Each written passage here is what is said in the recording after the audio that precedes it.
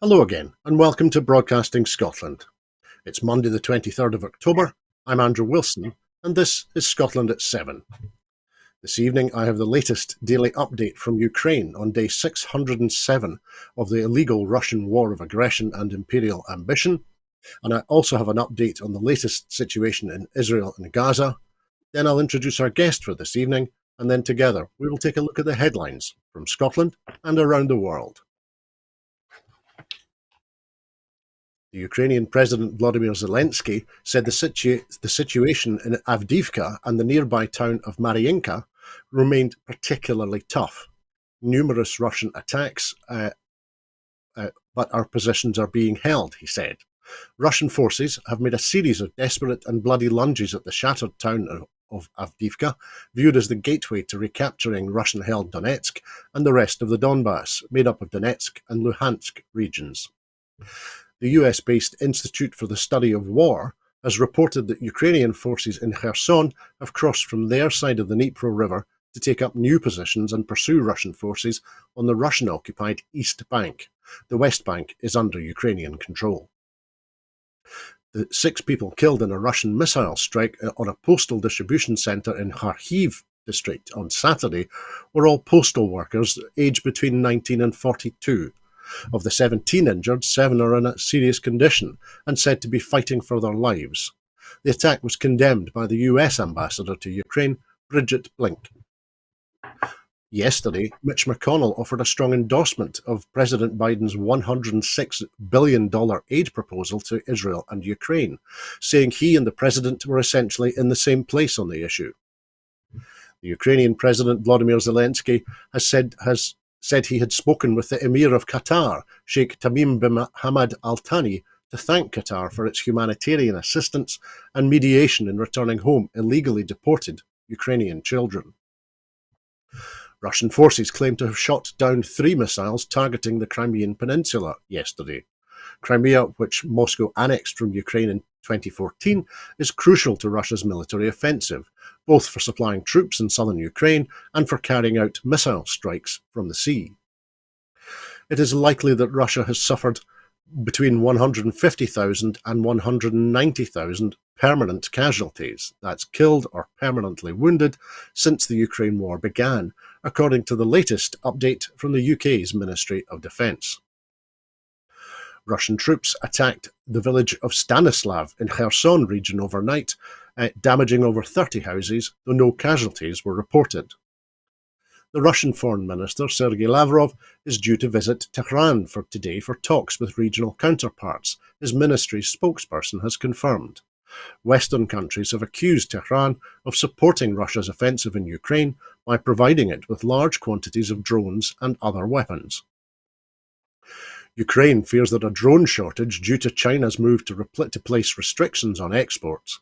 The war in Ukraine is the first armed conflict to see extensive use of drones, which are used by both sides.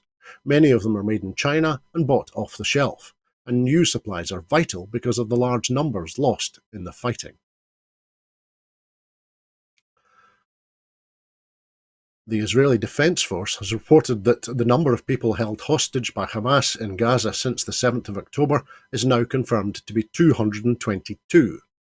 Daniel Hagari said the total included a significant number of foreign nationals and that it had taken time to contact their families. The Gaza Health Ministry said Israeli strikes had killed 4,741 Palestinians, with 15,898 hurt. Authorities in Gaza claimed that 40% of those killed in the Gaza Strip are children. Washington has advised Israel to delay its expected ground invasion in Gaza in order to buy time to negotiate the release of hostages held by Hamas and to allow more aid into Palestinian civilians. The White House has promised a continued flow of aid into Gaza after a second convoy entered on Sunday. The UN aid chief Martin Griffiths said it was a small glimmer of hope for the millions of people in dire need of humanitarian aid, but added that they need more, much more. The UN said the volume of aid entering Gaza was just 4% of the daily average before the hostilities and a fraction of what is needed. With food, water, medicines, and fuel stocks running out. Israel continued to bombard the besieged enclave into the early hours of this morning. Israel's military said today that ground forces mounted limited raids into the Gaza Strip overnight to fight Palestinian gunmen, and that airstrikes were being focused on sites where Hamas was assembling to attack any wider Israeli invasion. The IDF spokesperson Daniel Hagari also said that the military had carried out strikes to eliminate 20 Hezbollah cells in southern Lebanon since the start of the war.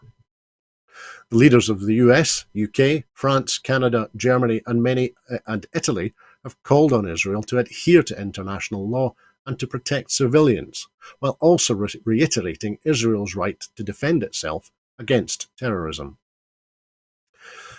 2 Palestinians have been killed at the Jalazoni refugee camp near Ramallah in the Israeli-occupied West Bank, the Palestinian Health Ministry said today.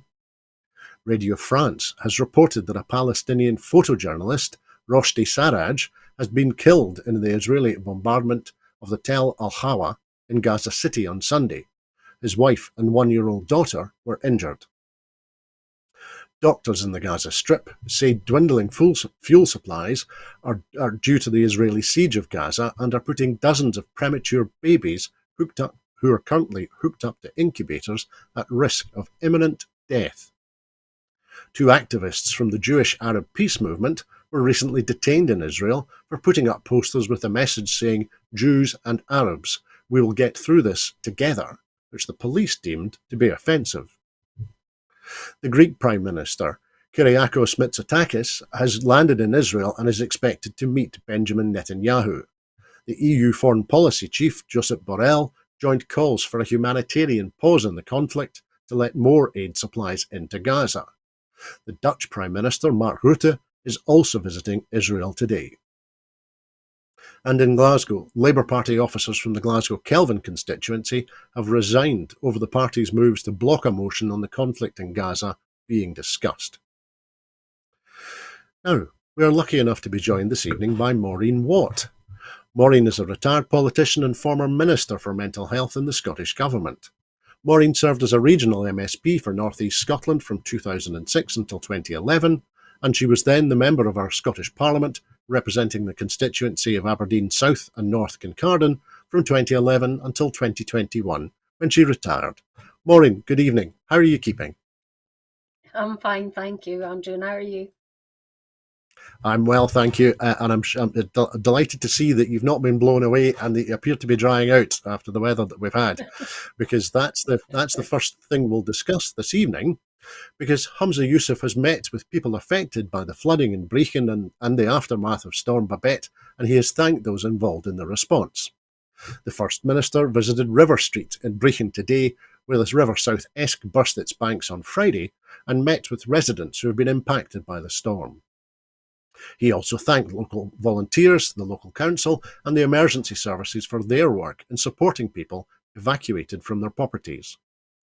Angus Council has had an overwhelming response to an appeal for accommodation for those unable to return home because of the damage caused by the floods. In addition, a call for clothing and toiletries led to hundreds of donations. The First Minister said, "My thoughts are with the families of those who lost their lives to the extreme conditions caused by Storm Babette during what will be a difficult time. I want to pass on my thanks to local authorities, volunteers and the emergency services for all their efforts in these extremely challenging conditions." The local community in Brechin, like others across Scotland, has come together to offer support to all of those affected by the floods, with Angus Council receiving hundreds of offers of alternative accommodation for those forced to leave their homes. He went on, "It's clear that the devastation of the storm is unlike anything that we've seen. The process of assessing the full amount of damage caused in all areas affected by the storm is now underway.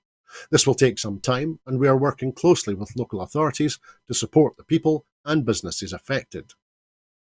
The First Minister has pledged Scottish Government support for those affected by the Storm Babette floods. So, Maureen, firstly, I think during the storm you would have been on the edge of the red zone over the past few days. Can you describe what it's been like and describe what's left? Yeah, it was quite terrifying. The wind was just swirling around, and I live in quite a tree area, and there was a big oak tree came down in the road just along from me, and it's just left a hell of a mess. Um, branches and big round bits of trunk everywhere around about. So, yeah, and the water levels were really quite high. I live just not very far from the Dee, and of course we've had severe flooding on the Dee before. And part of Cooter was, people thought that that might flood again there, and I remember seeing it as an MSP the last time, and the devastation was pretty bad. So I can really feel for the people of Brechin. Um, we have been affected in Aberdeen because, of course, the main artery, the A90, is closed at Brechin, between Brechin and Forfar. And supplies weren't getting through, actually. The supermarket shelves, I understand, although I didn't go out till today, were getting pretty bare. So I think the coast road up to Aberdeen from Dundee must be pretty busy at the moment with bigger lorries. But there is no word of when that will reopen. It could be tomorrow, but it could also be weeks and months of delay. So sincerely hope that's not the case, because it is a vital artery. But is this something that we have to just get used to with climate change? It's not a nice prospect, especially for those who live in areas that are susceptible to flooding. And it's worrying when flood defences in Brechin that have been put in weren't strong enough. So I suppose, councils will be back to the drawing board. It was good that the First Minister went to Brechin today to see for himself, because no doubt it will be brought up in Parliament later on in the week. And I hope things like the Bellman scheme and other accesses to UK government funds are um, opened as soon as possible, because the sooner agencies can get in to try and restore some normality, the better. I think most people are worried about their insurance, which is a whole other item in itself, and something does need to be done about areas which insurance companies won't even look at for flood cover, or if they do, it is ridiculously ridiculously expensive and unaffordable. Thanks, Maureen. And one thing you touched on there, I was going to ask you, do you think, are we going to have to undergo a process of revising the planning assumptions that we have around flood defences and other critical infrastructure in light of the events and in light of the severity of Storm Babette last week? Well, I hope we have to some extent. I mean, I can remember when there were houses built on the floodplain at Inverurie, everybody thought it was mad, and at Huntly too. And of course, they have flooded. So, um, yes, well, one thing that I wonder whether we really need to revisit is, and I know that SEPA and environmental agencies are against it, and I wonder whether they really need to revisit that, is deepening ditches and small streams, and even looking at rivers as well, dredging, because there's on the Dee, for example, there's a huge amount of silt builds up on one side and shifts the river over to the South Dee side on which there is a road. I just wonder how long it's going to be before something happens to that road. So I really think that maybe because of climate change now, you have to balance whether people's lives is more important or as important as the environment. I'm not sure they've got the balance right at the moment. Thanks, Maureen. And there was one other thing, as a former Scottish government minister, do you think that we should also, in light of the events with Storm Babette, do you think we should be increasing or changing the level of planning and preparation for extreme weather in Scotland if we're going to see events like this more regularly? Well, I think that the storm warnings were pretty good this time, and I hope everybody has signed up to the SEPA flood warnings that you can get. Um, and it seems to be that people, because of the flood defences already in Brechin, thought they wouldn't be affected, even although they were being warned that it was going to be really, really severe and asked to leave their homes.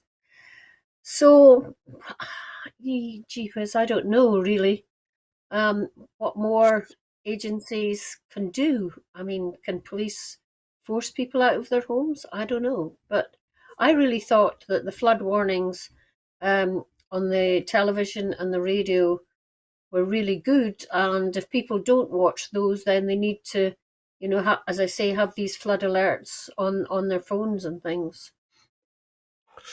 That's a very good point that you make, Maureen, and I think you and I both would encourage people to go to the SEPA website, sepa.org, and it's very obvious on the front page how you sign up for the text-based flood warnings. I used to live beside the water of Leith, and as part of the flood defences that were built there, everybody who lived next to the river was signed up for the flood warnings. Now, I now live on top of a hill, but I still get the flood warnings. But it's an excellent service and is really important if we're going to see more of these storms. Thanks, Maureen.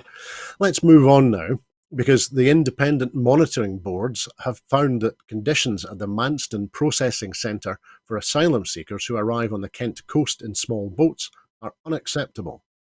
The IMB, which monitors the centre, said it made a total of 85 visits in 2022 to 3 Home Office processing centres for small boat arrivals: Manston, Western Jetfoil and Kent intake units.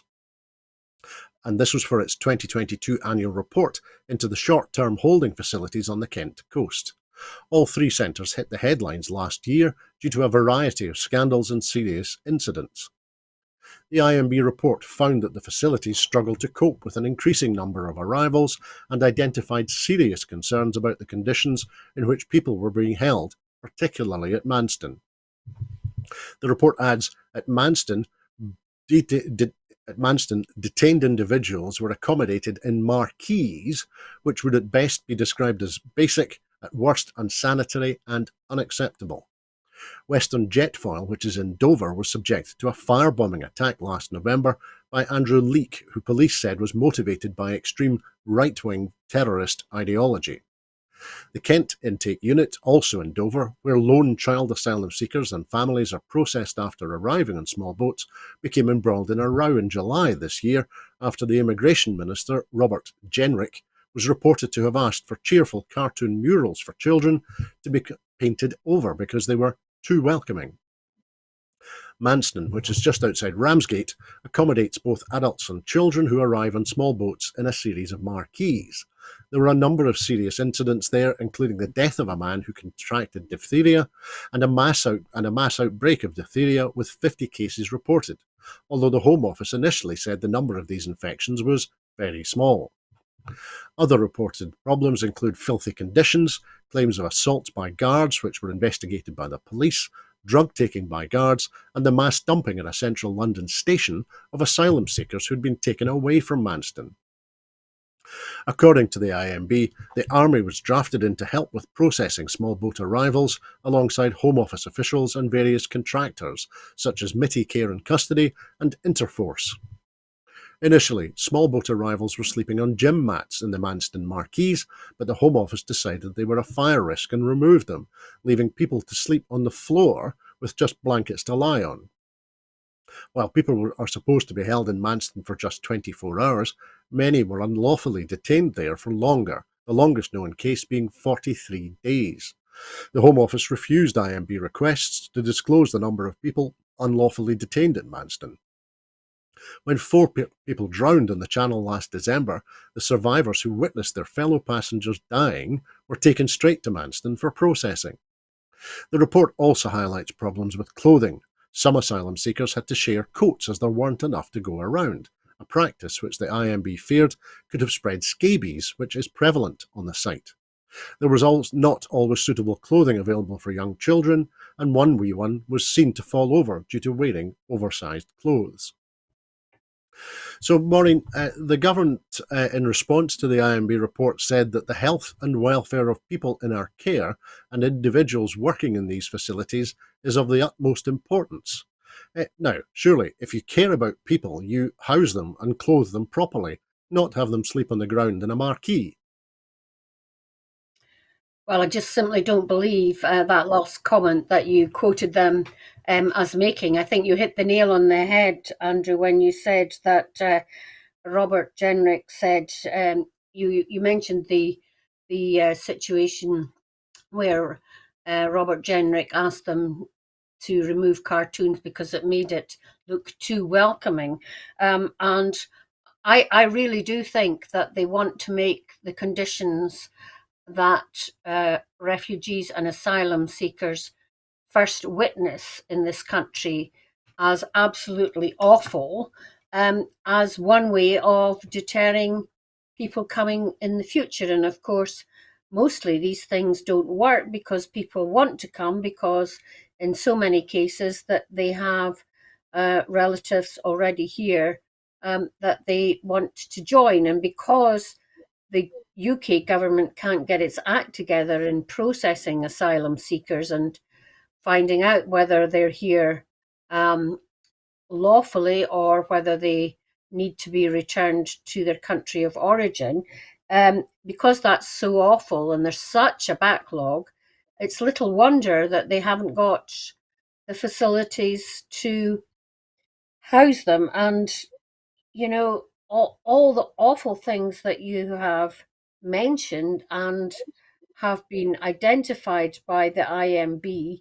I mean, what's the point of the IMB if if the UK government don't react and act to what they are saying? This is inhumane and it's against people's human rights. And it's just awful, but very typical of this extreme right wing government that thinks that it can get away with not taking its small share of people fleeing in other parts of the world. You know, we keep getting the sense that the UK government is taking loads and hundreds of thousands. Well, you know, go to some other countries like, you know, fancy living on Lampedusa or southern Italy, and then you will see what migration crisis is. But I just despair that the West, with all its wealth, doesn't seem to want to get together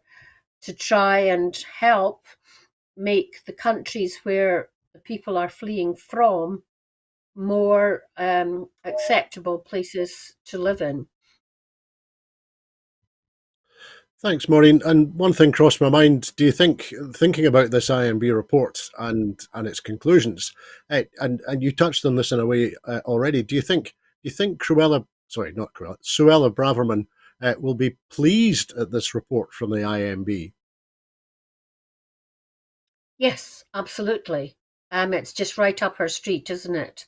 You know, the Tories have got this idea that they will certainly appeal to part of their base, but whether the base is shrinking, which it looks like, because they are so awful and right wing and making themselves unelectable, I find it difficult that these extreme right wingers in the government can't join the dots and see that this extreme policy is not something that is going to appeal to the wider electorate. But it seems that most of these people are aspiring leaders in the Tory party and want to appeal, as I say, to this very small right wing base. And it's not going down well in the countries. But whether they think that they just want to leave the most utter chaotic mess, as well as name money in the coffers for an incoming government, that wouldn't surprise me either. That's a very good point, Maureen. Thank you. Let's move on now, though, because a new study has found that sky-high rents and cuts to housing benefits are leading to the transformation of the social fabric of the UK's biggest cities, as thousands of low-income private renters are pushed out of central areas, accelerating the suburbanisation of poverty.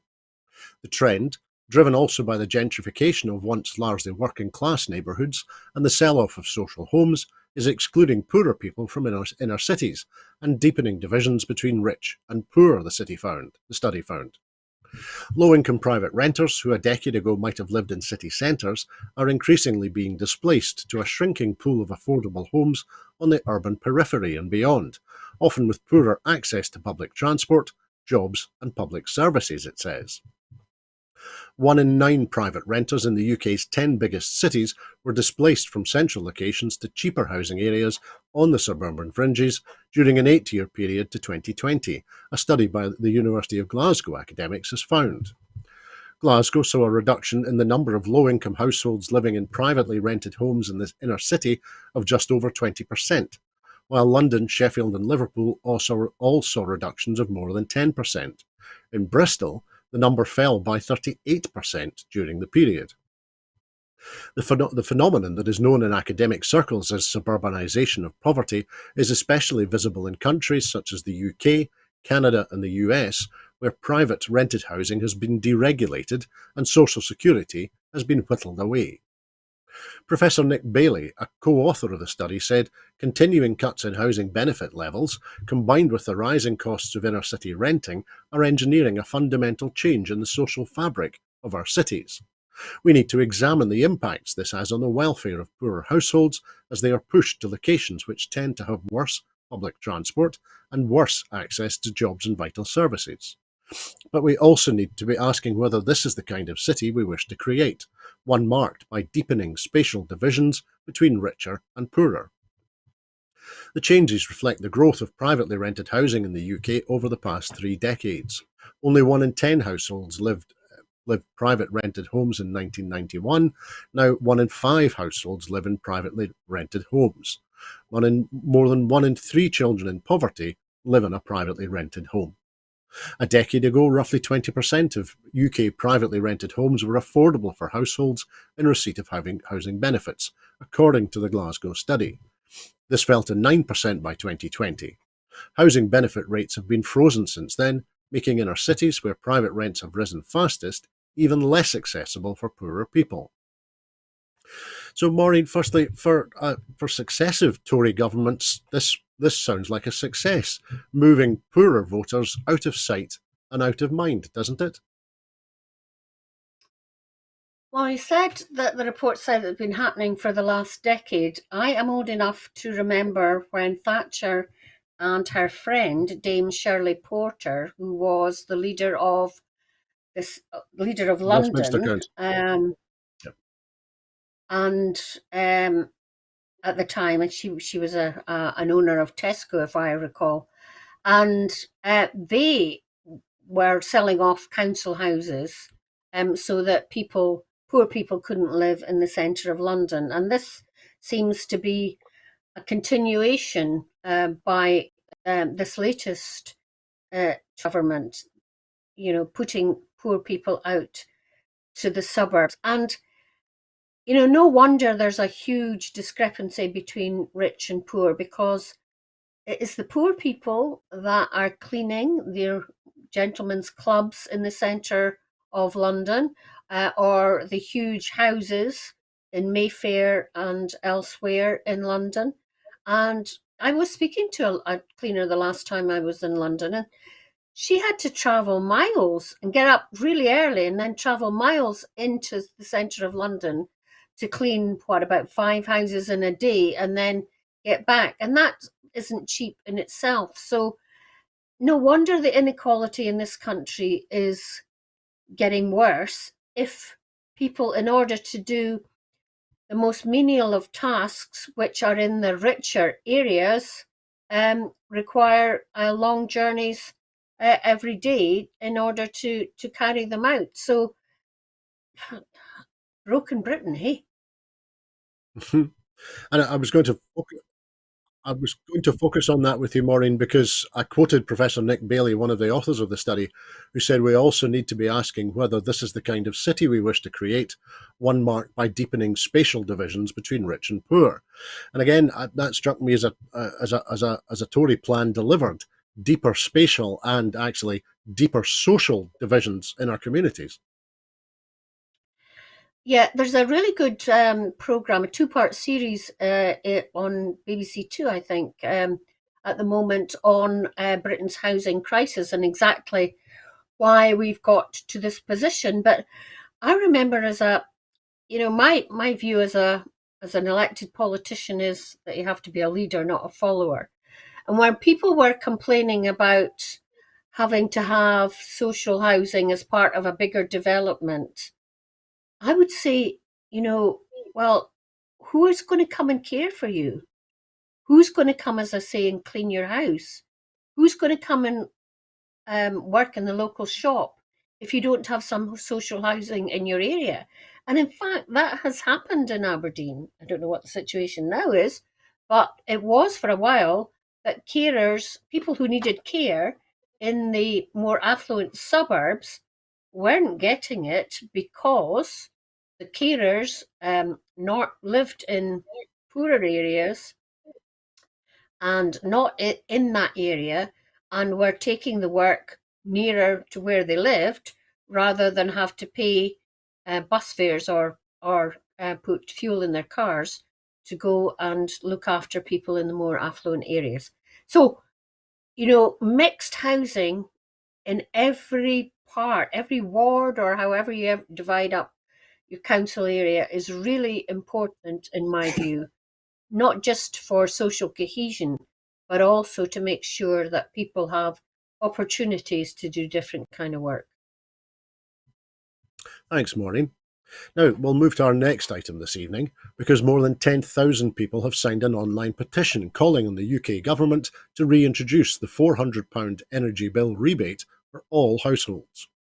The petition, which currently has over 10,200 signatures, will now require the UK government to respond, which they had refused to do so when asked by the SNP's economy spokesperson Drew Hendry last month.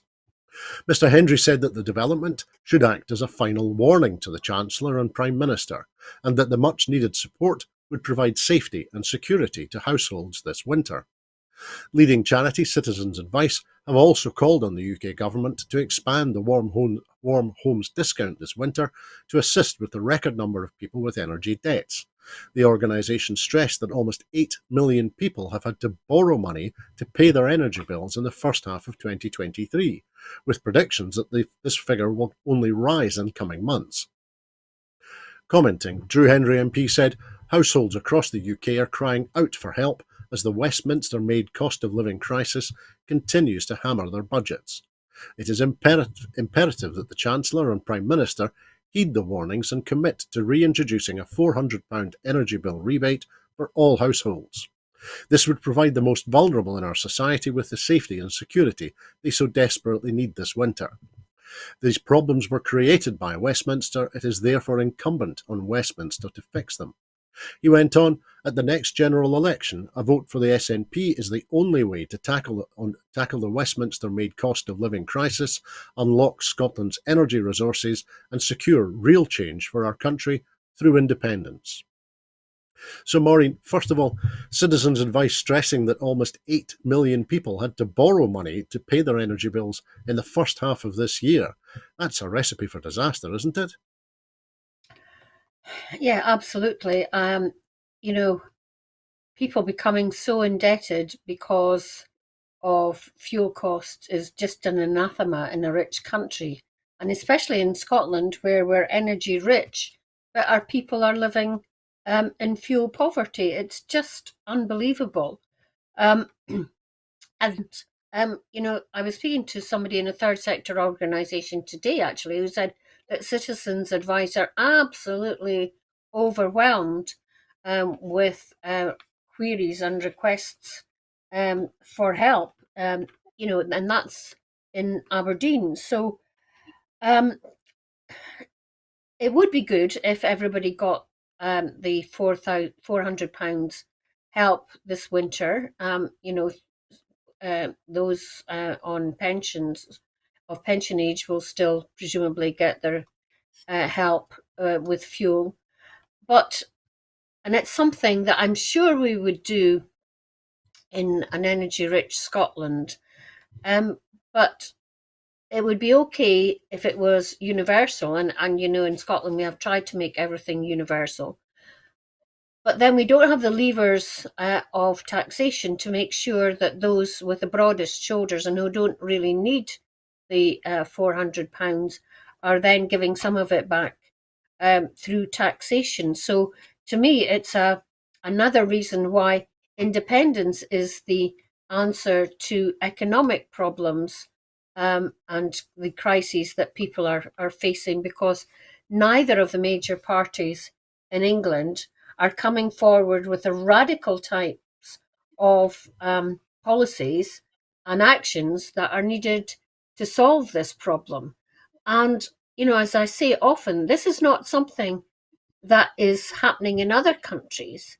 It is just because of the austerity agenda that both the main parties in Westminster are hell bent on pursuing. Thanks, Maureen. We'll continue to watch that situation, especially as the nights get darker and colder and as the winter approaches.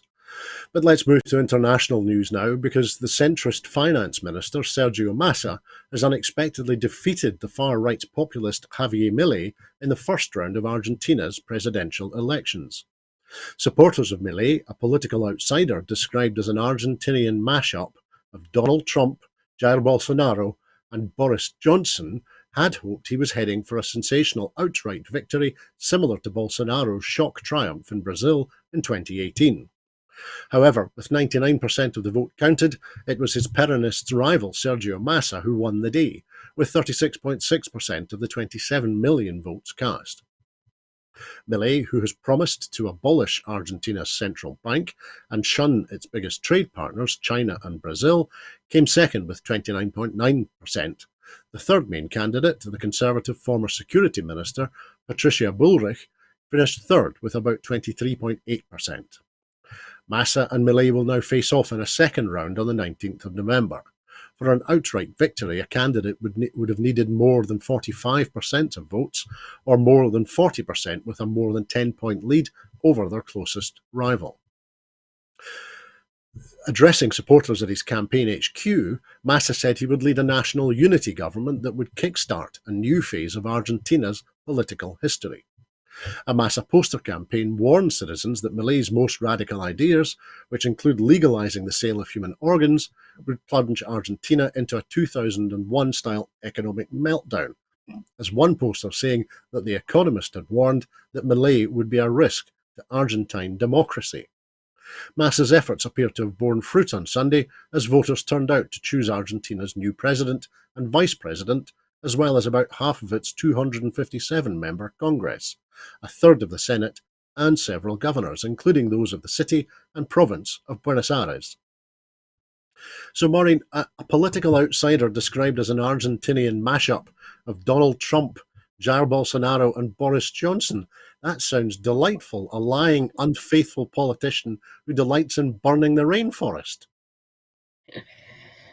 Yes, yes, that's what they have been doing, isn't it? And am I right in thinking that Brazil changed their government recently too? I mean, They did. international politics are fascinating. Yeah, international politics are fascinating at the moment, aren't they? Because people like in New Zealand, they voted out a Labour government, and there's no real patterns in the world at the moment. And I think it is people post-COVID are really just wanting a change. I think the governments that have been in power during COVID are really getting punished, although it's not their fault. Um, and um,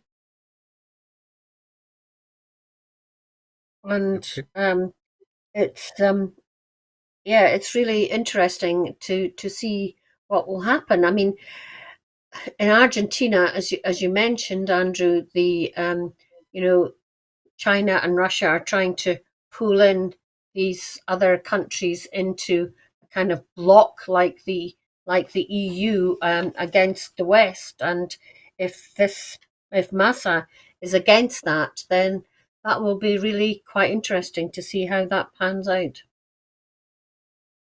Thanks, Maureen. We're seeing claims at the moment that Hamas is claiming to have released two more hostages through Egyptian Qatari mediation. Those news reports are breaking just now, but are not yet confirmed by any major news media that I can find quickly. But it does sound like it, it, it does sound like the Qatari mediation has been is proving successful, with two hostages released over the weekend and apparently two more released today. But let's move on to our next item this evening, because the race for Speaker of the House now has 9 Republicans vying for the post, leading to lead Congress's lower chamber. Some announced immediately after Jim Jordan's withdrawal on Friday, while others made their intentions known over the weekend.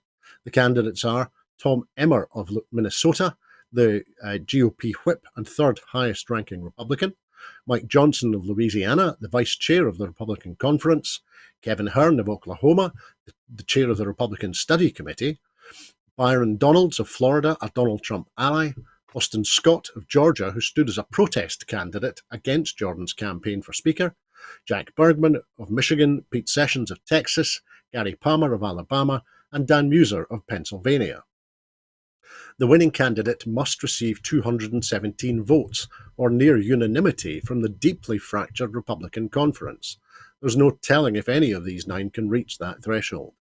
The right-wing House Freedom Caucus, some of whom were among those who voted to remove Kevin McCarthy, has demanded that no one leaves Washington until they elect a speaker. Meanwhile, Donald Trump's chances of being convicted in his federal 2020 election subversion case may have increased after Trump's top election lawyer, Kenneth Chesebro, took a plea deal in the Fulton County 2020 election case and admitted to a felony that the effort to create fake slates of electors was fraudulent. Kenneth Chesebro's plea deal could incriminate Trump in Georgia, given one of his plea conditions involves testifying truthfully against other defendants. Chesebro's testimony could be used to incriminate Trump in the federal criminal case in Washington if special counsel Jack Smith introduces it as evidence that Trump conspired to defraud the United States in trying to overturn the results of the 2020 election.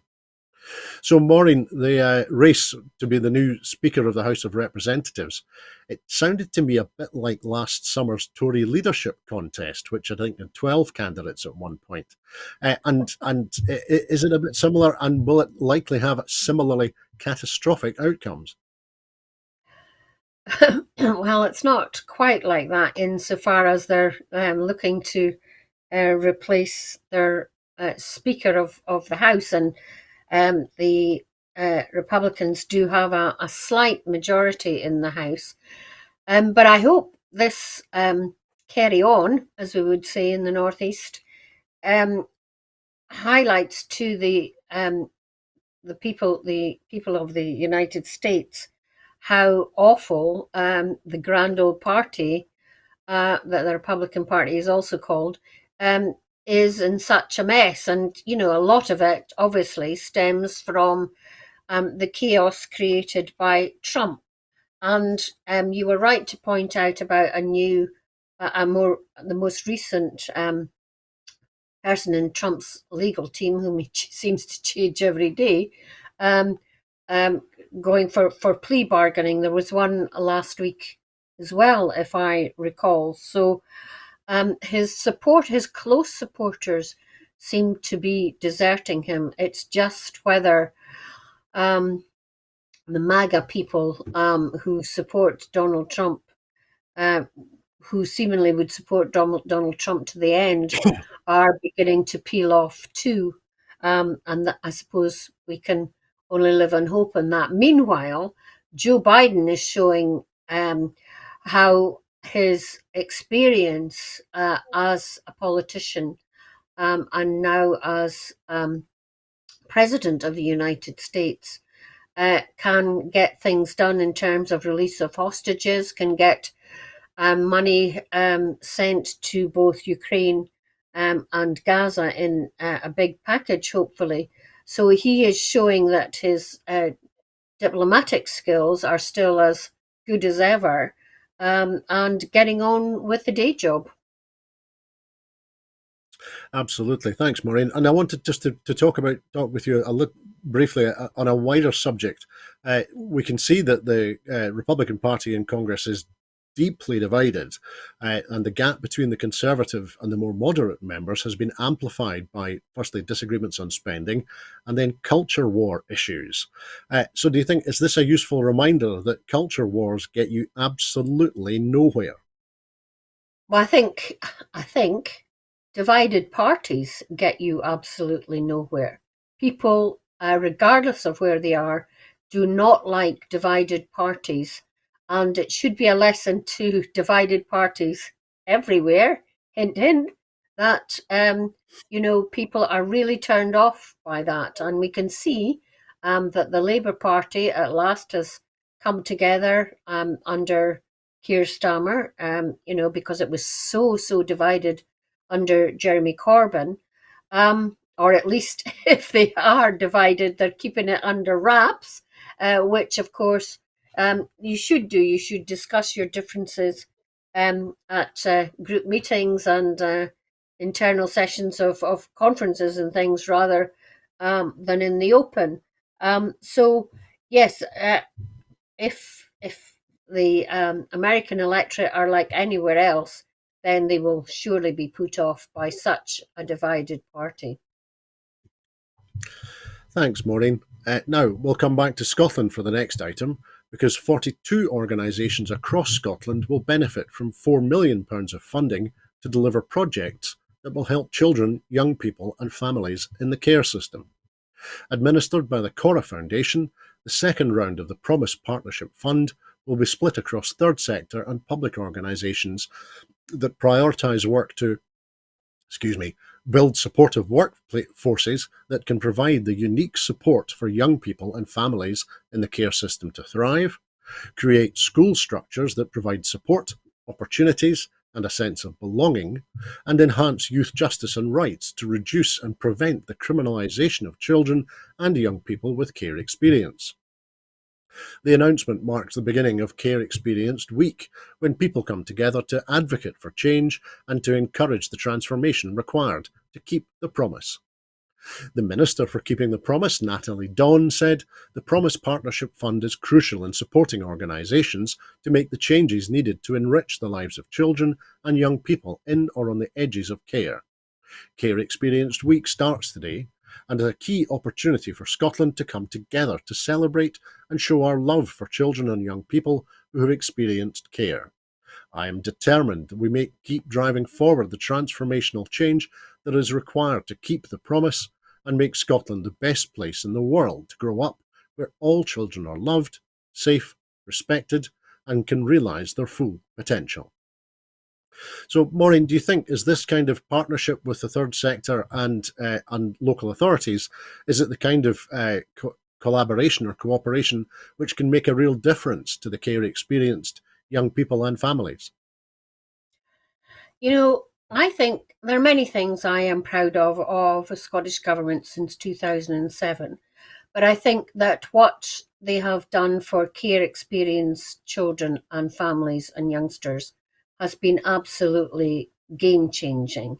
Nicola Sturgeon put the promise to carers together and highlighted how important it was for their own futures and those around them that care experienced people and young people in particular got help as they make the transitions in various stages of their lives, but also that they are really important to our society. So these grants will get to the front line, and it's really important, as you mentioned, local councils, because nowadays all councillors do know that they are responsible for looked after children in their areas.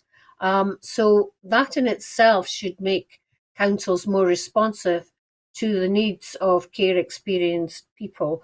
And long may it continue. I think this is money well spent because it's keeping children literally on the straight and narrow and away from harm. And it's a great initiative. Thanks, Maureen. I couldn't agree more. And let's go to our final item this evening, because the Scottish Government are seeking views on the introduction of the pension age winter heating payment, a new benefit to replace the UK Government's winter fuel payment in Scotland. The Scottish Government has previously committed to delivering the new payment, which will help more than 1 million pensioners with heating costs in the winter, on a like-for-like basis with the existing benefit. The consultation document sets out proposals for implementing the new payment when it is introduced from the winter of 2024 and asks for responses which can be submitted until the 15th of January. The public's views on issues such as who should be eligible, the timing and format of the payment, and the likely impact of the benefit are being sought, as well as further evidence about issues specific to people who are off the gas grid. The Social Justice Secretary, Shirley-Ann Somerville, said pension age winter heating payment will seek to safely and securely transfer responsibility for the delivery of winter fuel payment to the Scottish Government, ensuring that more than 1 million pensioners currently eligible for winter fuel payment continue to receive this support. This will be an investment of around £180 million in 2024-25 to help older people with the costs of heating their homes throughout the winter.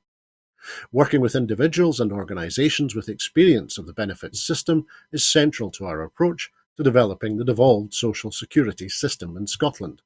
We are now looking for the public's views, as well as those of relevant experts and organisations through this consultation to finalise our policy on this important benefit. So, Maureen, firstly, I must admit I thought that the winter fuel payment scheme had already transferred to Scotland, but that shows how much I know. How important, in your experience, is the winter fuel payment to pensioners in Scotland? Very important. And I think it probably was devolved quite some time ago. And the Scottish Government is often accused by its opponents of not putting in place the schemes or the way in which devolved benefits are paid, are taken over from the Westminster Government. But it's a case, I think, of making sure that the scheme is right and that it actually delivers, and that fairness and dignity are at the heart of it, which has not always been the case with other social security payments under Westminster, but clearly that is at the heart of happening when they're devolved. So I think the Scottish Government is right to take the criticism, but take the time to make sure that the payments are right and going to the right people. I mean, it was Margaret Ewing as an MP many years ago that fought for winter fuel payments for pensioners, especially in the cold north.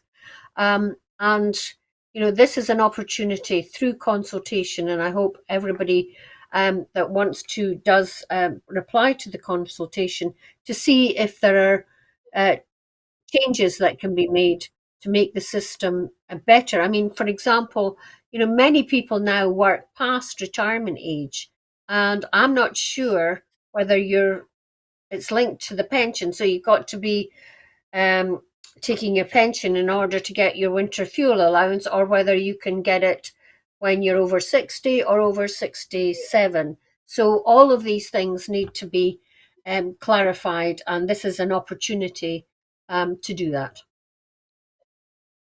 Thanks, Maureen. And it struck me there's been some actually. You touched on it earlier on this evening. There's been some discussion over the last few days about universal entitlement, and winter heating payment is not means tested. I think the chatter about universal assistance arose as a result of the First Minister's pledge on Monday to freeze council tax next year, and some have criticised that as not being progressive. But I'm reminded that the Jimmy Reid Foundation pointed out for society to work properly, you need both universal benefits and progressive benefits as well. Two pillars, not one. Do you think, is the Jimmy Reid Foundation correct with that assessment? I think you need progressive taxation, whether you need, and you probably do need progressive benefits, but you need independence in order to be able to change all these. And at the moment, that's not happening. The sooner the better. But independence is a means to making sure that these things can be sorted out in a fair and equitable and progressive way in an independent Scotland. So, yeah, bring it on. Very well summed up, Maureen. Thank you. I'm grateful to you for that, because I'm afraid that's all that we have time for this evening. In making these programmes, Broadcasting Scotland depends on the generosity of viewers and others who value our distinctive approach to news, current affairs and culture. Please help us to continue to make these programmes, to continue to develop the station and to make new programmes for you. Our programmes will always be free to view, but if you can afford £5 a month, please consider becoming a Broadcasting Scotland supporter. Our need to reach our £30,000 target to pay our bills is still pressing. However, the generosity of our supporters has given us a little more time. We've now raised more than £19,200 and we are able to continue making programmes for the next few weeks. But our need to raise the remaining £10,800 is still really urgent. To everyone who has donated and to everyone who has signed up to make a regular monthly payment as a Broadcasting Scotland supporter, thank you very much.